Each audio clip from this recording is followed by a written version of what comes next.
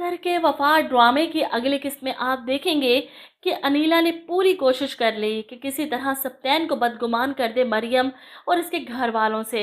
लेकिन सप्तैन तो जल्द अज जल्द शादी की जिद लगाकर बैठा है और इस पर वो परेशान हो जाती है। इन्हें तो टाइम चाहिए था इस रिश्ते को ख़त्म करने के लिए। अगर शादी हो गई तो वो तो कुछ नहीं कर पाएंगी। वहीं दूसरी तरफ आप देखेंगे कि दादू की तबीयत फिर से ख़राब होती है। हया का फ़ोन जाता है मरियम को तो वो ऑफिस से ही सप्तैन के साथ फ़ौरन घर पहुंचती है। दादू को इस तरह देखकर इसकी तो जान निकल जाती है। आप ठीक तो हैं दादू? आपकी तबीयत तो ठीक है, हॉस्पिटल चलते हैं। ऐसे में दादू कहती है नहीं, मैं ठीक हूँ और मैं चाहती हूँ कि जल्द अज जल्द तुम्हारी शादी अपनी आंखों से देख लूँ। इनकी बात सुनकर मरियम की आंखों में आंसू आ जाते हैं। ऐसी बातें ना किया करें दादू, आपको कुछ नहीं होगा। ऐसे में पीछे खड़ा सप्तैन भी परेशान हो जाता है तो वो इनसे वादा करता है कि मैं आजकल में ही आप ही को भेजूंगा शादी की तारीख लेने के लिए।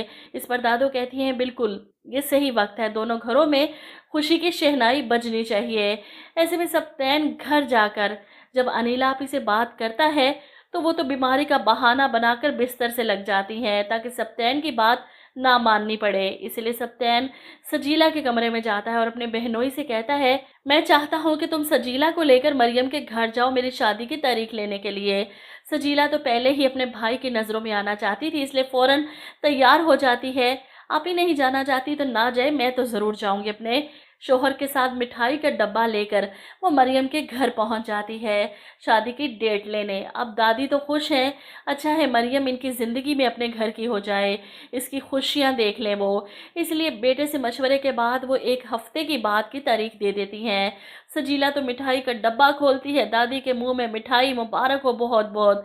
ऐसे में तारीख पक्की होने का सुनकर कंवल तो खूब हंगामा मचा देती है, मेरा बेटा उधर जेल में सड़ रहा है और यहाँ इस घर में शादी के शादियाने बजाने जा रहे हैं।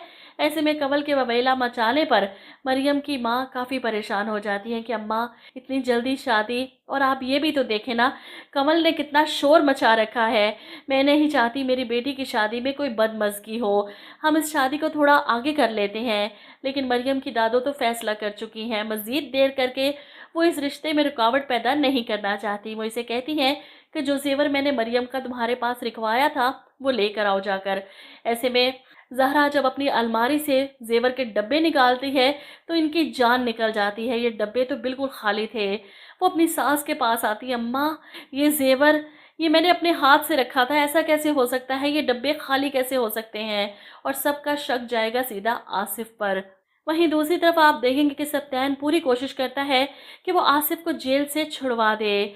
और जब इसके छूटने पर घर आता है तो इसके मामू इसकी मुलाकात सप्तैन से करवाते हैं, इससे मिले हो, ये सप्तैन है और इन्होंने ही अपनी जमानत पर तुम्हें जेल से छुड़वाया है। आसिफ फटाफट हाथ मिलाता है। ऐसे में घर में दाखिल होता है तो इसकी माँ मिठाई की प्लेट इसके आगे करती हैं, जिससे गुलाब जामुन उठाकर वो खाने लगता है कि शायद इसके जेल से छूटने की खुशी में माँ मिठाई बांट रही है।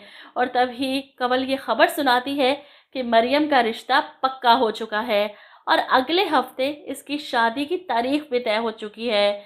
ये सुनकर तो आसिफ हैरान रह जाएगा, और आपने कुछ नहीं किया, आपने क्यों नहीं रोका ये सब। इस वक्त कंवल चिल्लाएगी, कैसे रोकती और किस वजह से रोकती, तुम्हारे लिए भाई से सिफारिश करती कि जो जेल में मेरा बेटा बैठा है ना उसे अपनी मरियम का हाथ दे दें।